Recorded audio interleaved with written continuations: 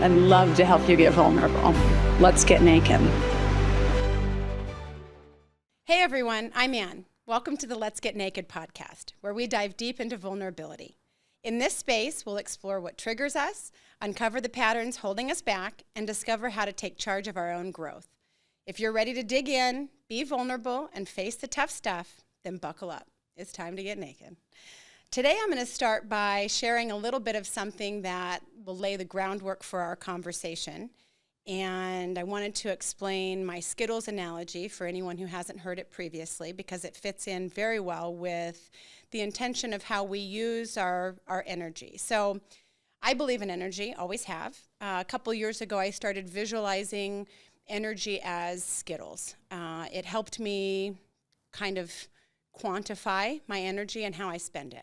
I believe that energy is used mentally, emotionally, physically, and I believe that those energy draws come from the same pot. So I started visualizing Skittles because I'm giving, when I have an obligation to someone that takes energy, I'm giving Skittles to them. If I have something that I've been noodling around in my brain, having a hard time processing it, and you feel exhausted at the end of the day, Skittles. If you have an emotionally rough day, or you're crying and you ever feel like you got your ass kicked after you're done doing that, it's because that was a huge energy draw, and that takes Skittles.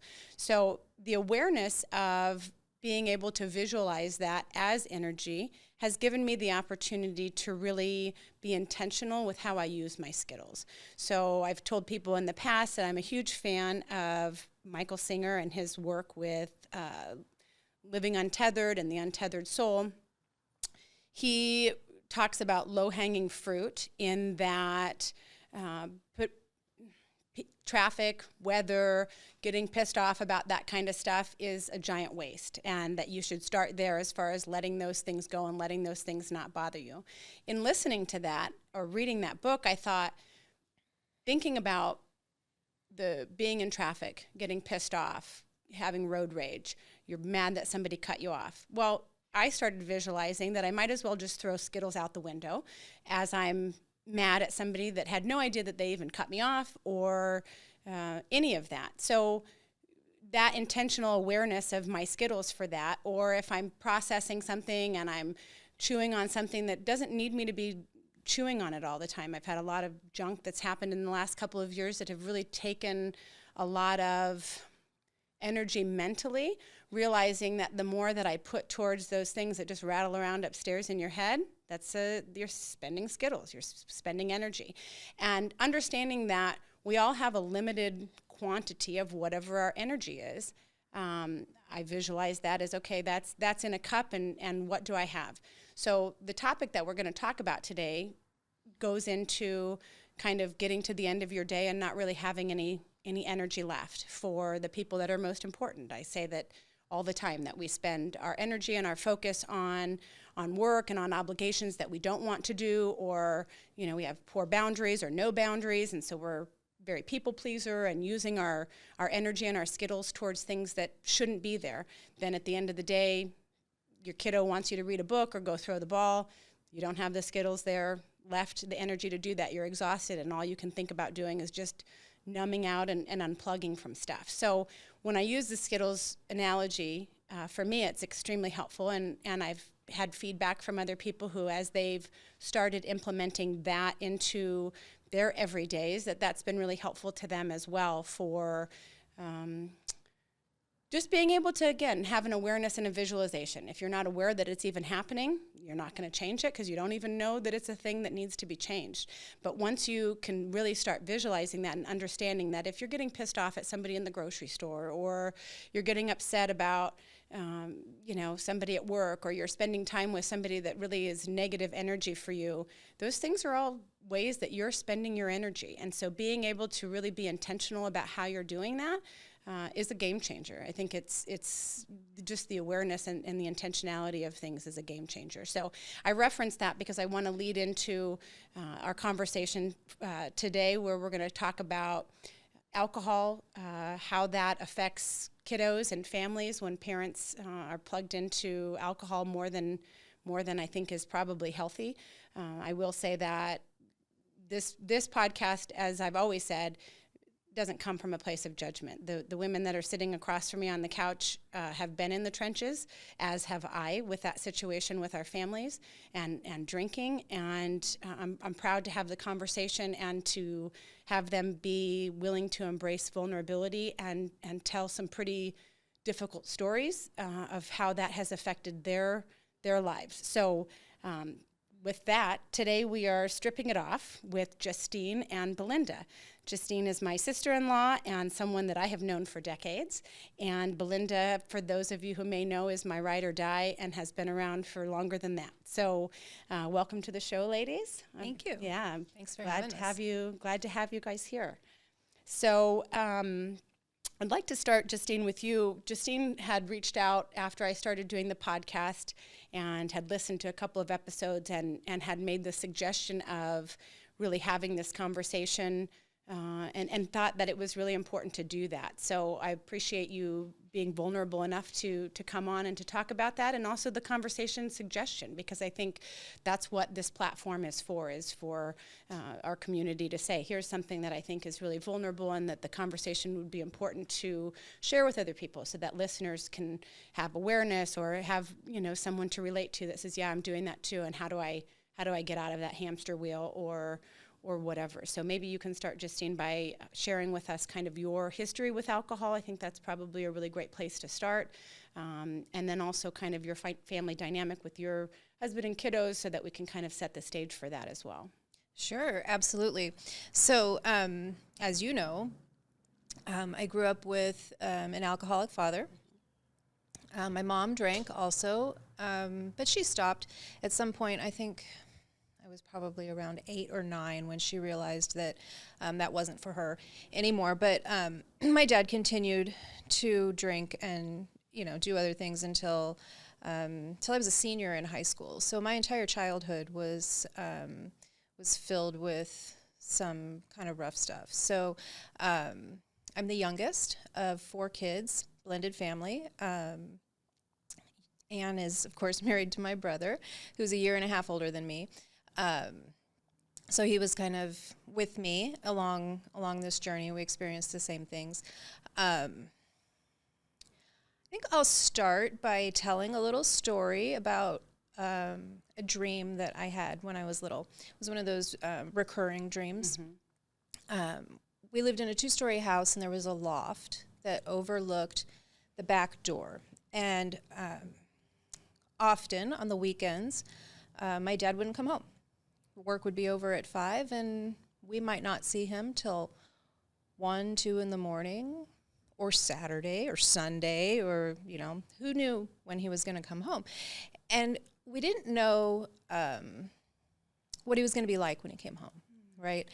Because he was off drinking and sometimes, weekend-long drug binges or whatever it was. But when I was very little, I would stay in my mom's room. I liked to sleep in my mom and dad's room. They had a little space on the floor for me. And in my dream, I would wake up from the floor in my mom and dad's room, and I would walk over and I would look over the balcony out onto the back door, and I would see a figure coming in through the back door. And the figure would lift his head up, and sometimes it was my dad, and sometimes it was a monster. Mm. And I can't describe what that monster looked like. I mean, this is, 40 years ago at this point, but the scene is vivid, like I have the dream every night. But that was telling mm-hmm. of what it was like growing up with an alcoholic father. I never knew what I was going to get. I didn't know who was going to turn around, and I didn't know how he was going to act. I didn't know if I should stay in my room or, I never knew. So yeah, that was what it was like growing up. We went through some tough stuff with that. Like I said, my mom stopped drinking when I was around 8, and I think I know why, and that kind of relates to what happened with me. So I've been married for 18 19 years now, something like that. You lose count after a certain you period do, of time. you It's do. like, I don't even know what age I am. People Yeah. ask me, how old are you? I'm like, I don't know. Somewhere up there in upper 40s, Yeah. maybe. My husband and I have been together for over 20 years, and we used to drink a lot. We had a lot of fun, and then we started having kids, and we were responsible for the most part. But then as they started getting older and sleeping all night and, found good babysitters and stuff, we would, go out a little bit more, drink a little bit more, have a glass of wine with dinner, maybe two, maybe dinner was the whole bottle of wine.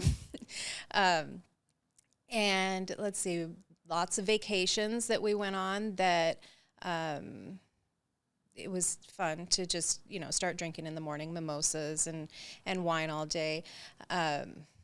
My kids laughed because I had a hat that I would put on when we would go on vacation, and it was my vacation hat. And they knew that if Mom had her vacation hat on, the answer was yes. It's always yes. Ice cream? Absolutely. Can I buy that bracelet from the beach vendor? Absolutely. We stay up late? Absolutely. Mom's got her yes hat on. And so after, I don't know, I think my kids were, 12, 11, 9, and 7. We were on vacation in San Diego, and day started like any vacation would. I started off with a kombucha that had booze in it, switched to wine, and then my husband and I went out to the bar down the street, left the kids in the Airbnb and went to the bar down the street, got plastered, came home, and got in the hugest argument that we had ever been in, screaming and yelling, never physical or anything like that, but the kids were like hiding under their beds. They were terrified. Eventually it simmered down and we went to bed. The next morning we woke up, oh God, were we hungover? The worst. Calling the people that we had plans with that day to cancel our plans because there was no way we were getting out of bed that day. We looked at each other and we said, let's never do this again. And we said, done. And that was it. Never drank again. It's excellent. Yeah, it's a choice. Yeah, it is a choice. That's excellent. Yeah. Yeah. So when I said what I think my mom was feeling, that it ended up being what I was feeling as well. There's way more than goes into that story than just waking up one day and saying I'm never drinking again. Sure. I felt like my kids didn't know who they were going to get. I had my vacation hat on. It was always yes. My daughter told me the other day when we were talking about, she's 18 now, and we were talking about me coming on the podcast, and she's like, well, what are you going to talk about? And I told her, and she's like, I didn't like the vacation hat. Yeah. She said it was scary because we knew that you were going to be drinking, and we didn't know what was going to happen. And so I thought, okay, well, my parents weren't the best parents. They did the best that they could. My mom did the best that they could. I'm not going to speak for my dad, but my mom did the best that she could.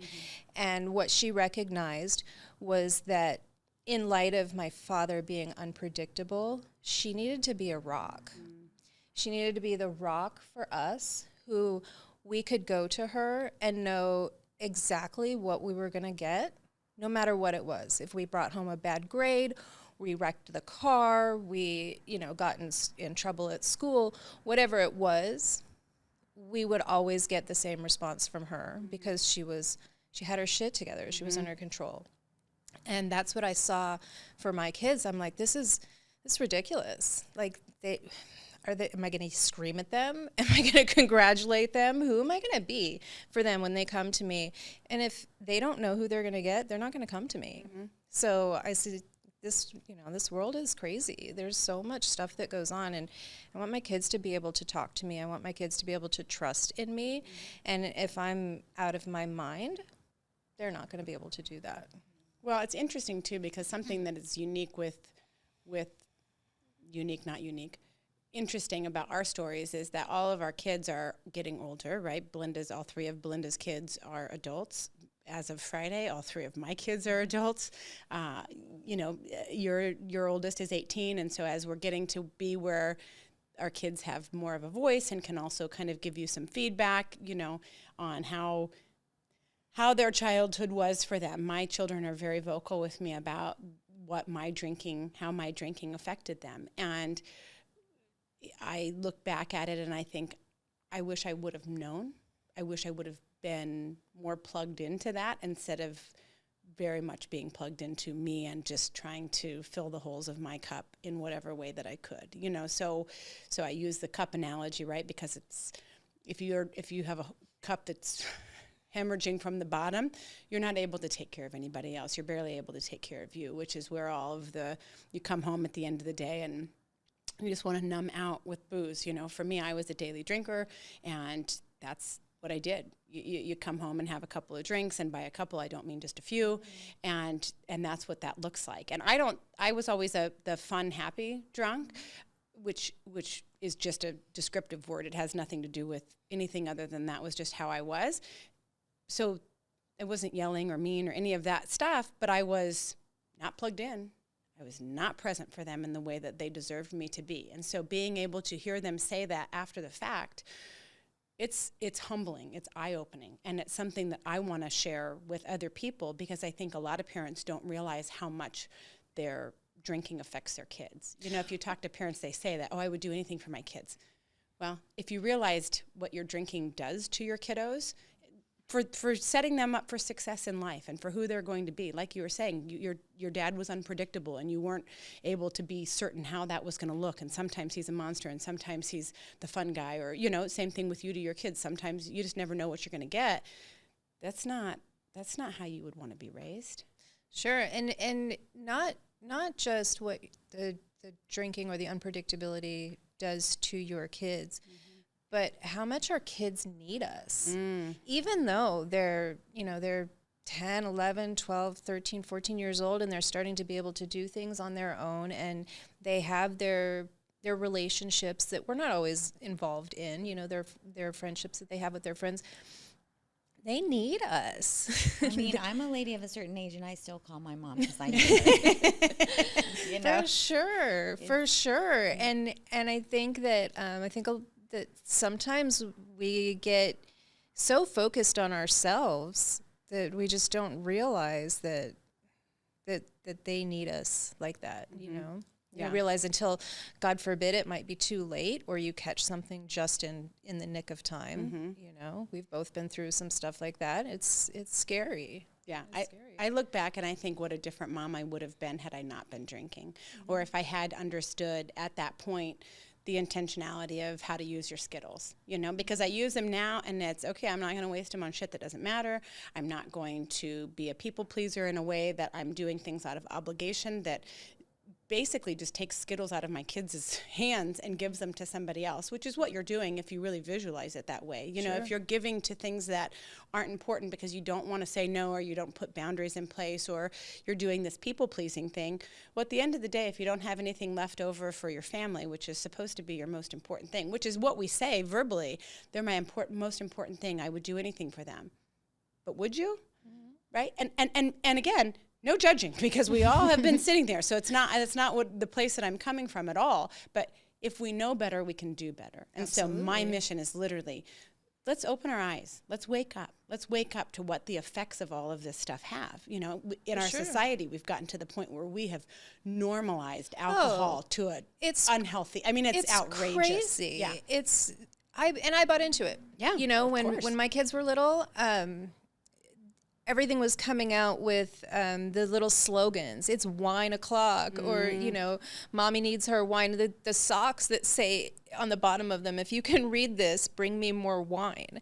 Right. And it's just like glamorized. Right. And the mommy happy hours, you know, the kids at moms of the kids at my kids' school would get together for these mom happy hours. And I'm looking at this, seeing the pictures on Facebook or Instagram, because I'm not going to them.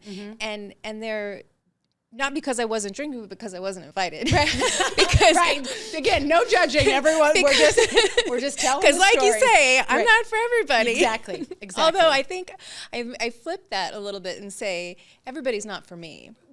Absolutely, and we should all recognize that. Absolutely. Yeah. And so I would watch, and I'm like, who's driving home? Like, these ladies are all sitting out here at happy hour, and then they got their kids at home. They're probably, eating junk food or whatever. And how are you going to get home? Sure. Or at soccer practice, and they got their Yetis, and that's not water in the Yeti. Yeah.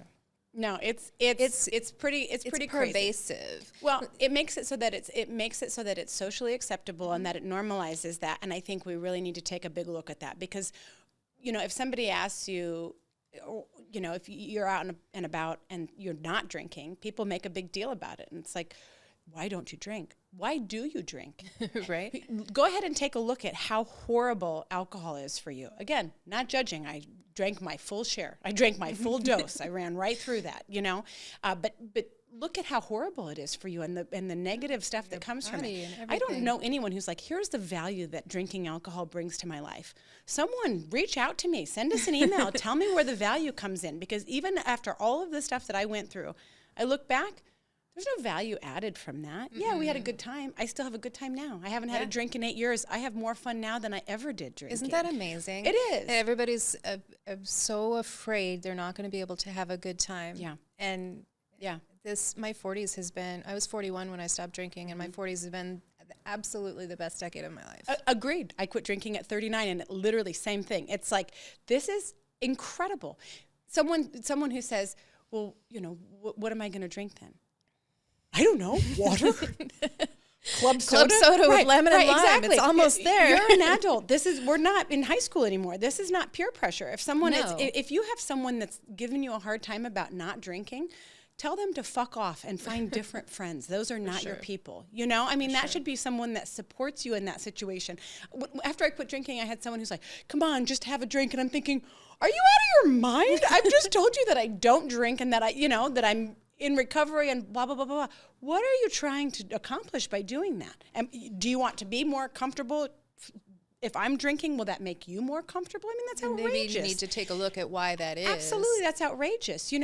But if you look at the liquor companies and the people that push the booze, and we were looking at some statistics this morning. Belinda and I were about the increase in booze consumption in amid COVID and everything that was happening there, right? Everyone was just numbing. And again, no judgment. COVID was bullshit. So however you got through it, get through it. But let's get back to a little bit of normal instead of everything is surrounded with booze. You can buy ice cream now that has booze in it. You have your coffee that has booze in it. You have all of the things that have booze in it, and we normalize being able to drink. Again, I used to be very excited when daylight savings would happen because on Sundays I could start drinking at 10 like a lady instead of having to wait till 11. So I totally understand all of everything that goes into that. But in looking back and talking with our adult children about what the effects were on them, they knew I wasn't plugged in. They knew that all of the different things, and they have to heal themselves now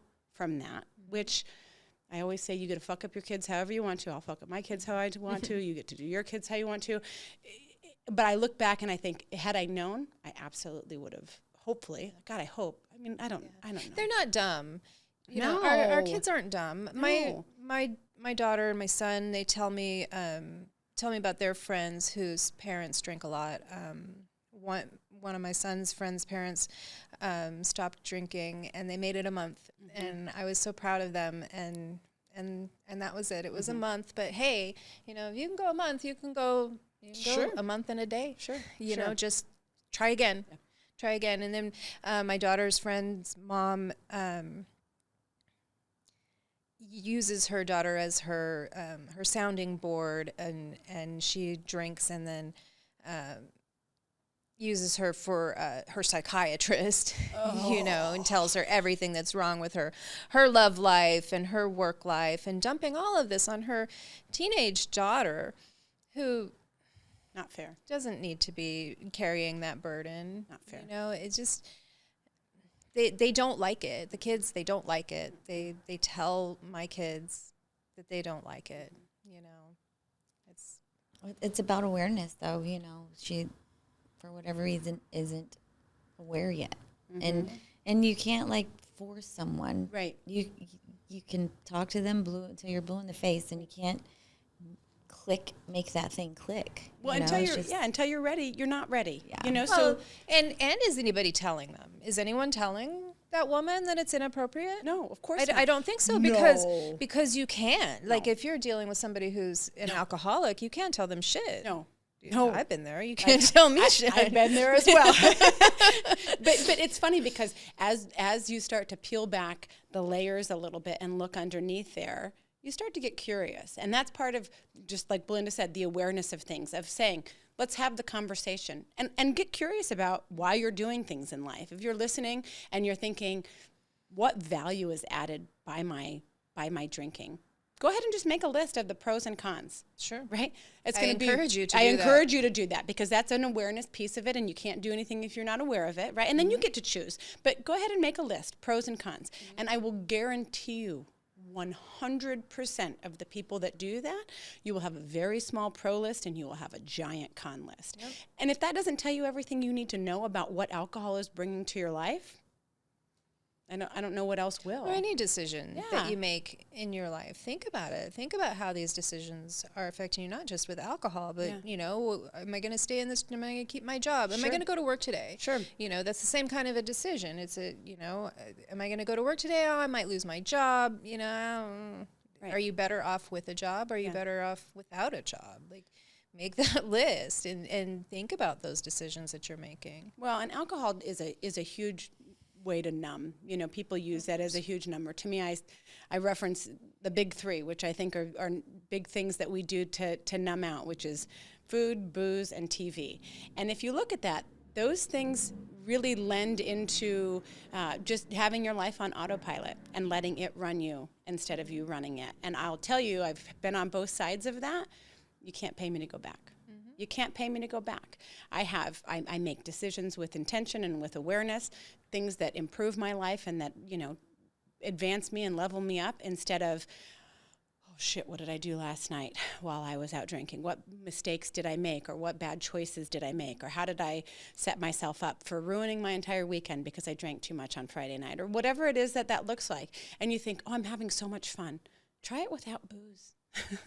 You can still be silly and fun and laugh and all of those things and still feel great at your Saturday morning workout because you're not stuck in bed the rest of the weekend. Sure, or you're creative and your art comes out, or whatever it is, your garden is thriving, whatever it is that you put that energy into, because those are the things that give you more Skittles. Absolutely. Yeah, you work on cultivating those things that increase the amount of Skittles that you have, and you get home at the end of the day, you don't need to numb. You don't.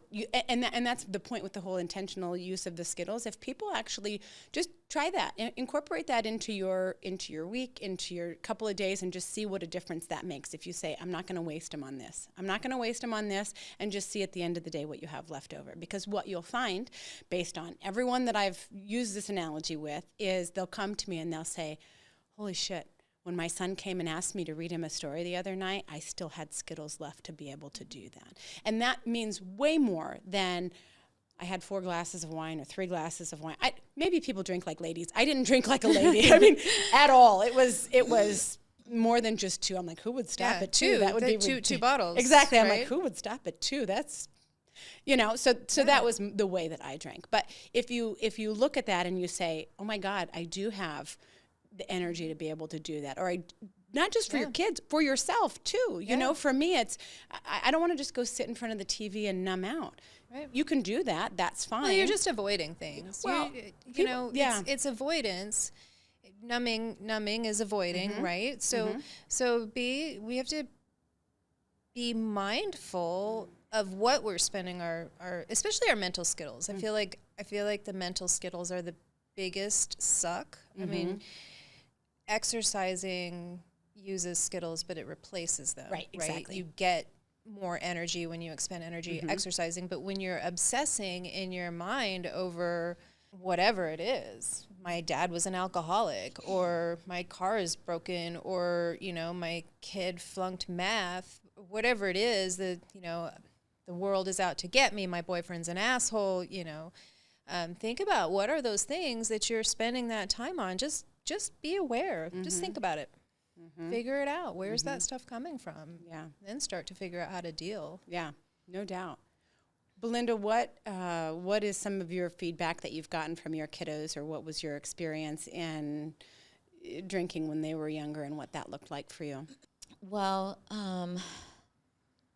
so I can't really say that I have any feedback from my kids because where my life is at right now is in the healing process of my divorce, and so I think it's too new, too soon.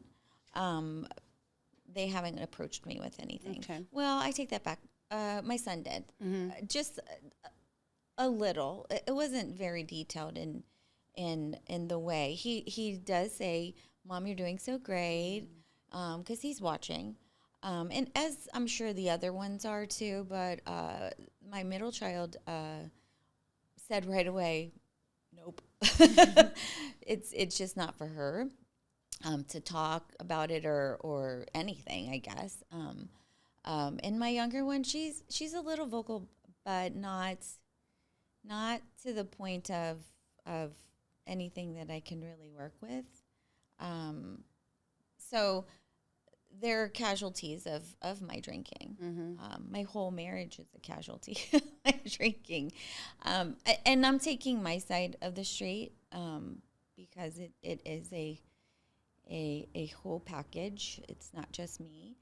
Being that I grew up in a household, in a family, extended family full of drinkers, I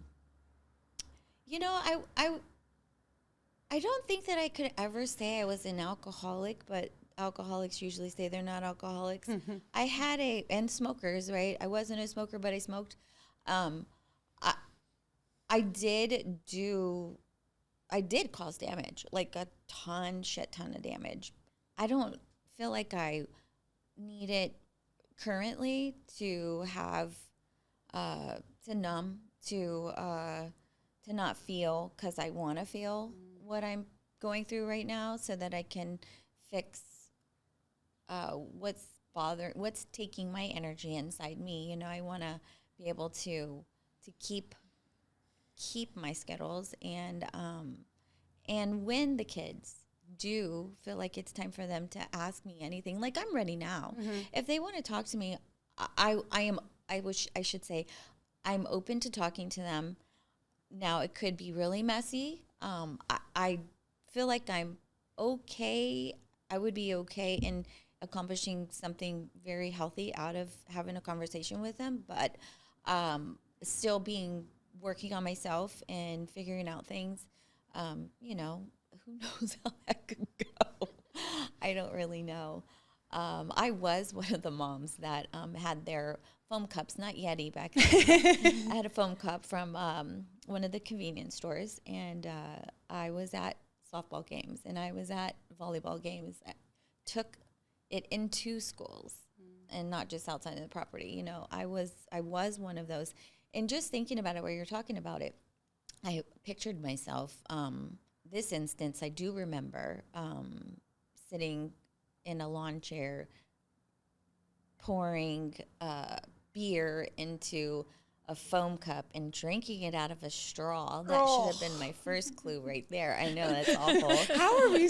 Why did we put our heads so far in the sand? It's so awful. I tell some of the stories and I think back, and it literally makes my soul cringe at some of the behavior that I did. And again, it's so acceptable that you don't even realize that how outrageous it is until you're hearing the stories back, or we're telling stories. Brittany came on the podcast a couple weeks ago, and listening to her talk about her biological father who had a drinking problem. I don't know what his story is, but when they were younger, she said we would go places like to Glamis or to fun weekends or whatever, and she would just hope that she would be sleeping by the time he would get drunk because it was really bad for her.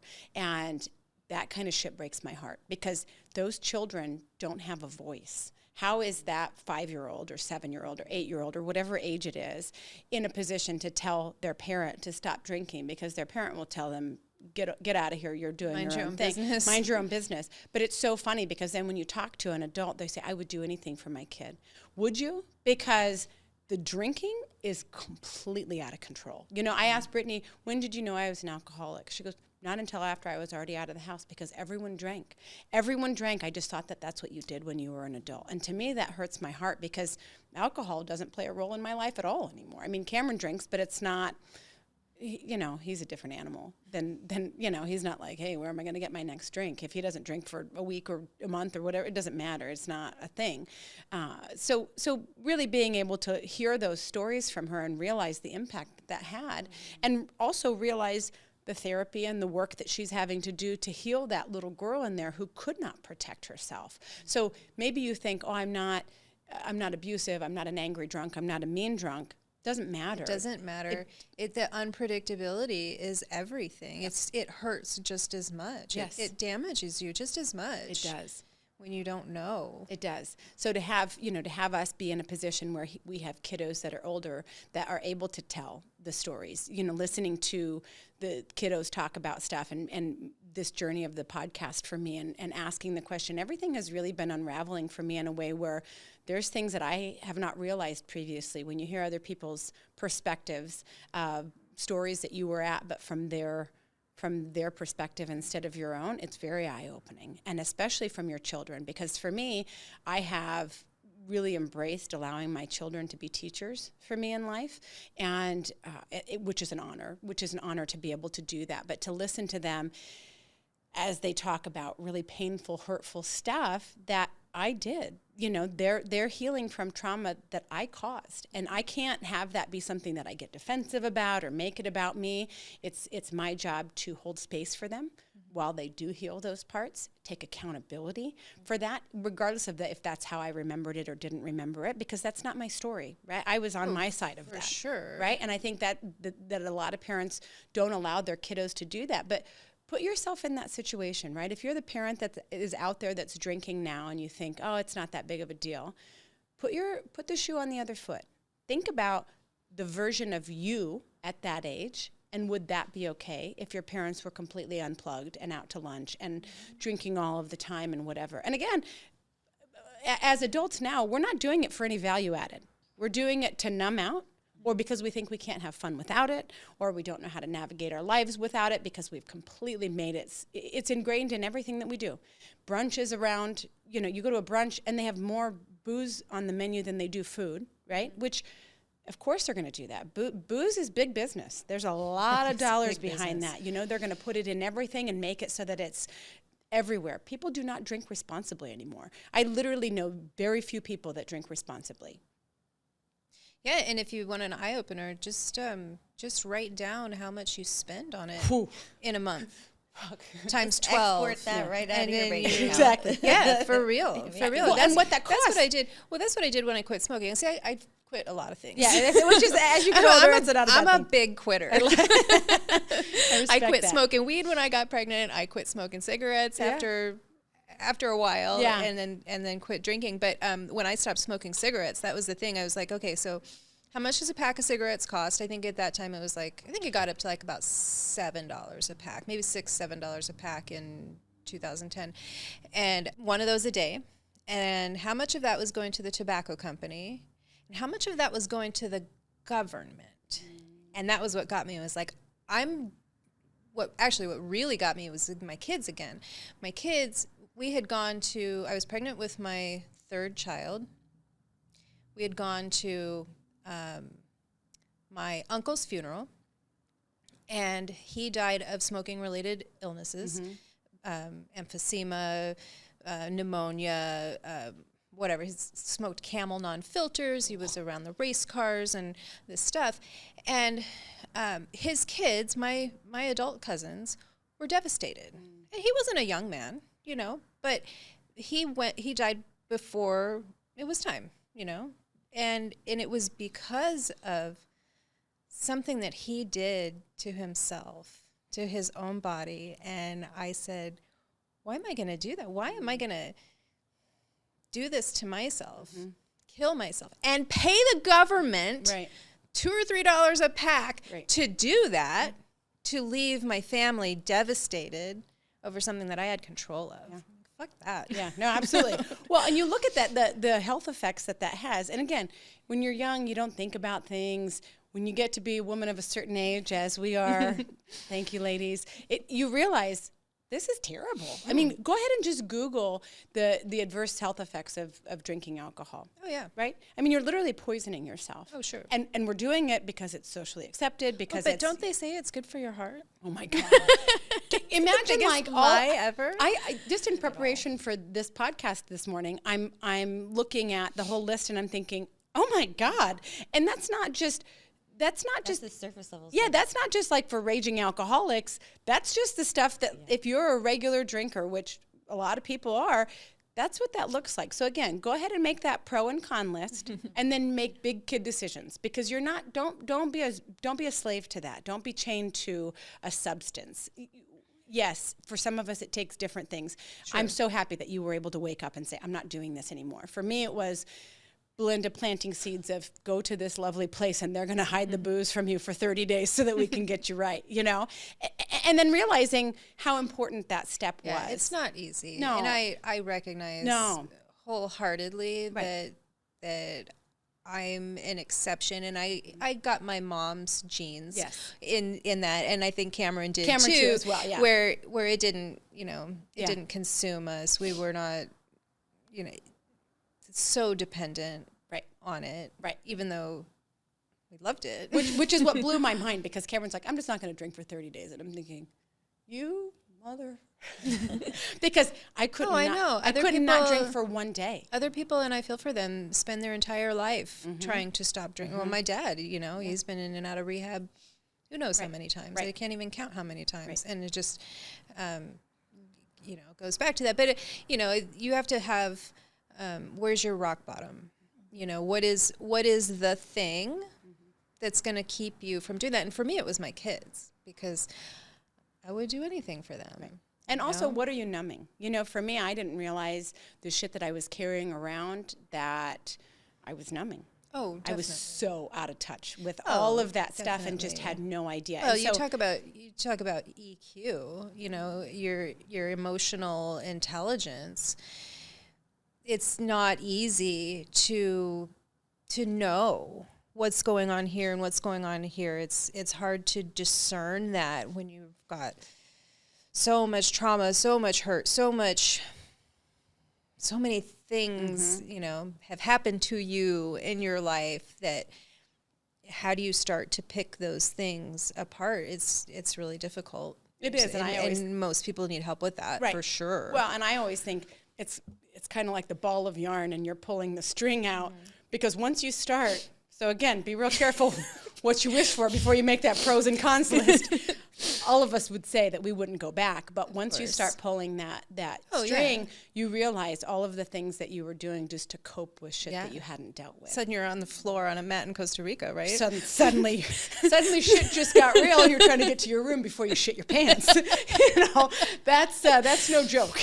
That's no joke. But if you're willing to do that, if you're willing to get curious about yourself, I think so many people put so much energy and effort into all of these other things that aren't nearly as rewarding as getting curious about who you are, what makes you up, why you do the things that you do. Know that that's a thing. A lot of people that I know don't even know that introspection is a thing. Yeah.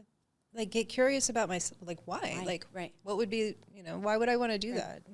Once you look at those two lives, one that's rinse, lather, repeat, and you're just doing the same shit over and over and over again every day, you're in a Groundhog's Day. Just so you realize what that looks like. Every day gets worse. Every day gets worse, right? If you want to come to the other side, which to me is what I call waking up, or this planet is Disneyland. Everything is amazing. I don't need drugs and alcohol to be able to realize that, right? I've just cleaned out enough shit out of my garage that I realize I don't have to carry all that stuff around anymore, where I can actually not have shit noodling around or stuff that's heavy or things that I didn't even realize I needed to release. But you got to get some of the numbing components out of the way so that you even can open your eyes and feel the things. Like Belinda said, a lot of people aren't willing to touch the feelings, right? They're not willing to touch their feelings. I'm willing to touch all my feelings. I'm chuckling to myself at the imagery of the garage when you've graduated past a couple of bags. Right. When you have an entire storage unit of crap. And how do you? It's like a literal storage room of crap. You walk into it and you're like, okay, I got to get this stuff cleaned up. I got to organize. I got to sort it out. And you walk in and you look at it and you're like, holy crap. Yeah. And you just shut the door and walk away. Yeah. You know, Yeah. That's easy to do. It is. You have to want it. Yeah. You have to gotta want it. start in one corner and just start picking through. Yeah. And it's interesting because as I've done the work over the years, I have had people who say, they come to me, people that know me in life, and say, what are you doing? And this isn't just the quitting drinking, right? I quit drinking 8 years ago. It's more like really getting into the work than the last several years. What is it that you're doing? Because your demeanor has changed. Your energy has changed. And I've always been a positive person. Even when I drank, even when I whatever, I didn't realize all of the work and stuff that I needed to do. But as I've done it, people say, tell me what you're doing. I want to know. I want what you have. That energy, that lightness, that awe, and being inspired by what's happening around us instead of being mucked up in the weeds for stuff. But it's so easy for us to get mucked up in things. We have all of these triggers because we haven't fixed anything. That garage full of shit, that's all your triggers. That's all the stuff that you didn't clean out, and so you just keep putting it in and then numbing on top of that because you're not willing to feel the things, you know, you're not willing to touch your feelings. Well, that's okay. You can live your whole life that way, and there's no problems with that. But if you realized that things could be infinitely better by doing the work, by being aware, by not just numbing with either the big three or other things as well, right? We can numb with all sorts of stuff. But when you're doing that, realize you're not getting the lows. You're not feeling the horrible lows, but you're not getting the highs either. Sure. You know, and the more work that I do, the more that I'm inspired by doing it, the more that I want to scream from the rooftops. I feel like I found the cheat code. I really feel like I found the cheat code to life, you know, and I just want to share it. It's amazing, isn't it? It is. Isn't it like just working on those things that use your energy, clearing out the bad energy and letting your life energy flow in your body when you start. You know, if you do acupuncture or yoga or, you know, any of that energy kind of work, even just exercise starts to unbungle all of those things and those blockages start to release and you feel like a different person. I told my my yoga instructor the other day, I texted her after my session, and I said, I feel 10 pounds lighter and 3 inches taller after today's session. Yeah. I did, and I felt like I was just emitting all this light because it cleared out all the junk, you know? Yeah. It's amazing. Yeah. And I'm the same person, and I'm saying the same words, and I'm doing the same things. I'm wearing the same clothes. I'm driving the same car. I'm taking the same steps. I'm in the same place. But I'm different. Yeah. You know? You're different. In the most beautiful way.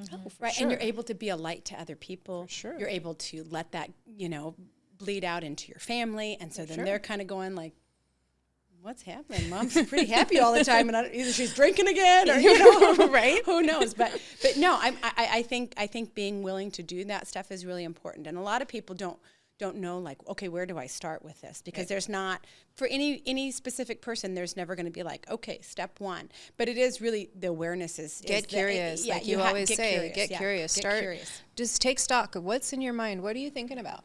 Yeah. And what consumes your thoughts? Yeah. And what choices are you making, right? And if you're not doing anything, know that that's a choice, right? Like, definitely. Inaction is still a choice. Doing nothing, still a choice. And that usually doesn't go well. Yeah, it doesn't go well. And realizing also, you know, there's lots of different little things that you do that add up to really big things. And as you gain momentum with doing that, if you say, I want to be the best version of myself, I'm going to use my yesterday version as my competition, and I want to level up. I want to go all in on me. do those things, those little, whatever it is. And if you're not sure where to start, send me an email. I'll give you a couple of pointers. Yeah. You know, it's as simple as checking out a book or listening to a podcast or whatever, and then just getting curious.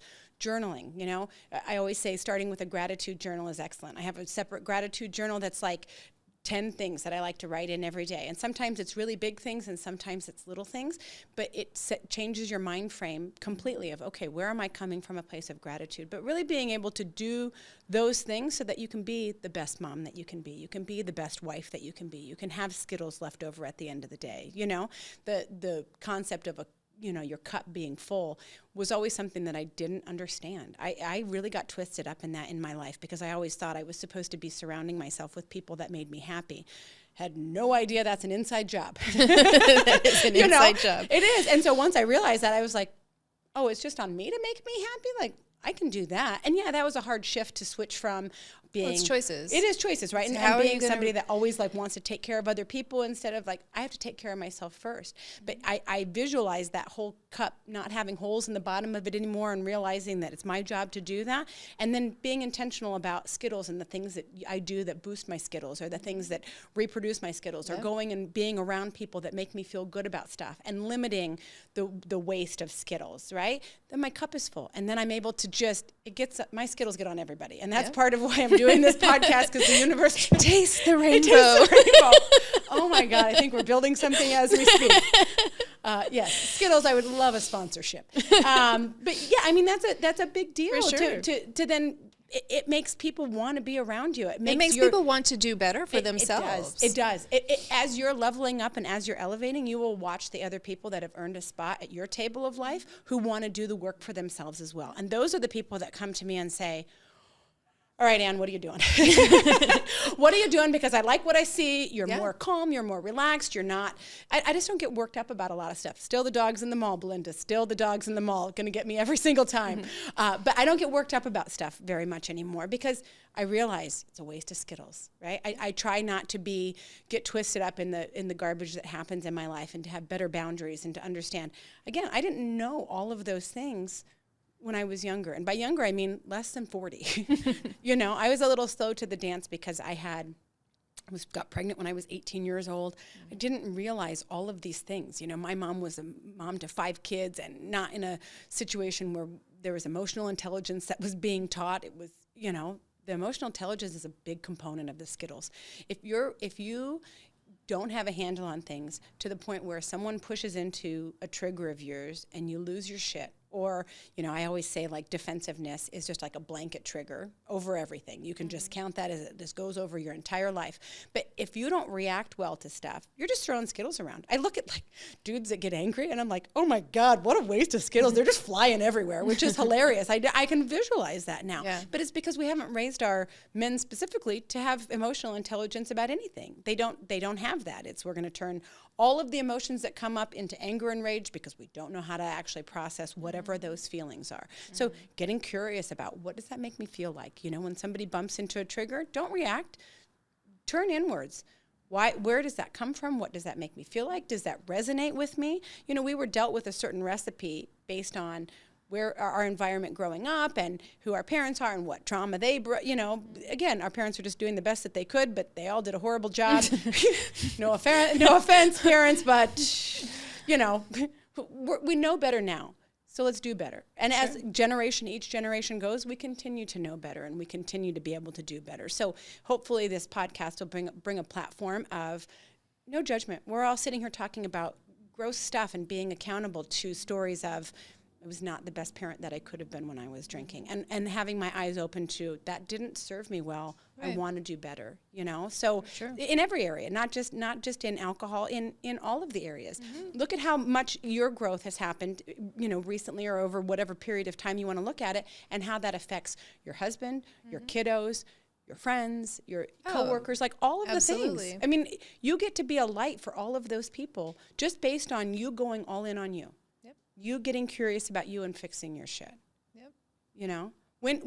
Belinda, do you feel like that was a big thing for you as far as just going all in on you or realizing how important that was to just do the work for yourself and the impact that has on other people? Or maybe you haven't realized the impact that has on other people. Maybe, I don't know. Oh, yeah, no. So back in 2018, I just stumbled in it. In 2014, definitely I was on medication. I knew I was depressed. So there was a seed there, and then probably numbed out for 4 years, blacked out, didn't know what was happening because I was really, really. This is when my sister passed away, and my 2 kids went to the Navy at the same time. So that was the trilogy of that was very hard on me, and I was vocal about that to my husband at the time, and I took action on that. So then a year after that, I with my doctor weaned off of it because I was like, oh, I'm going to try to do something on my own, right? Didn't want to take medication. And then 2018, I slipped into a church just by a visitor. I joined someone, and then just started from there. There was one thing after the other. So one big component of that was I went to a one-day yoga retreat, and I will take this with me every time because she had us do this activity, and there was 100 of us there outside on this huge lawn, 100 of us, and she gave us all a mirror, she gave us all an expo marker, and she said, write something to yourself, whatever it was, something positive, right? That's gonna help you. And so I wrote something, and then she asked us to share it with someone. So talk about being vulnerable. First you gotta say something nice to yourself. Right. Well, for the past years up until then, I had never said anything nice to myself. I was my biggest critic, right? So I wrote something on there that I had heard in a session that I went to, which was be better tomorrow than you were today. And so that was just my thing that I stuck, sticky note on the mirror, and I just took it from there. So other things obviously happened after that. I got a DUI, still was drinking. It was just a slow venture for me.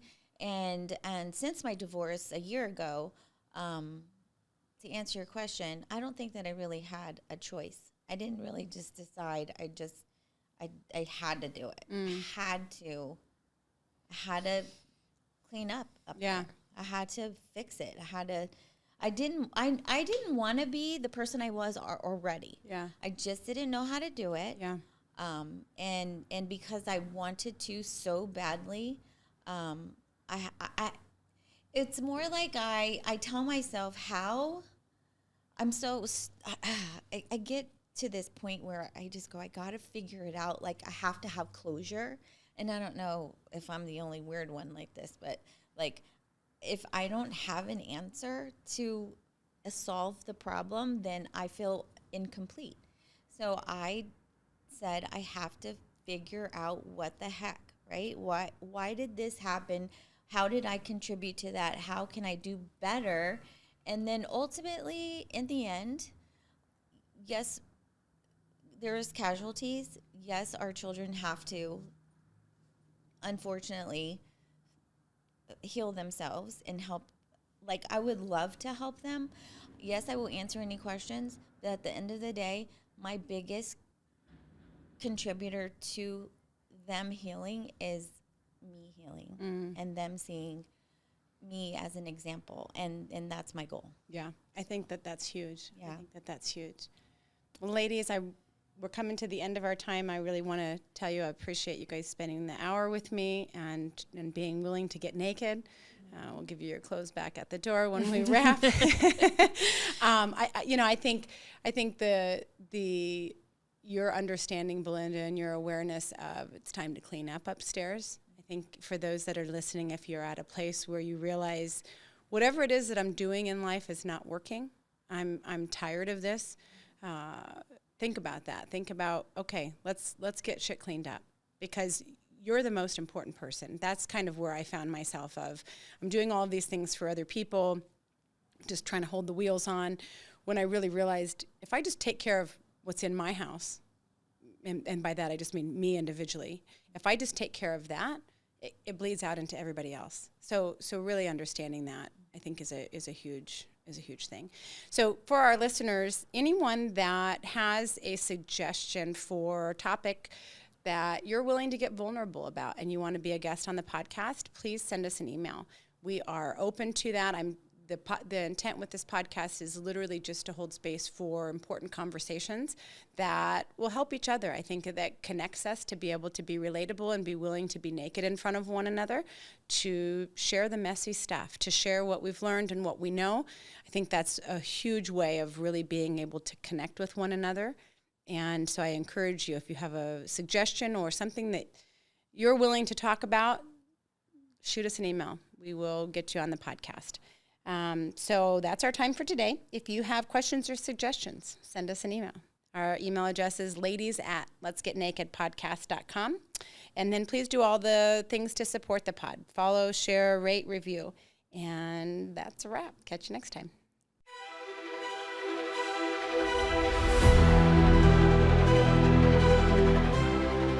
I'd love to help you get vulnerable. Let's get naked.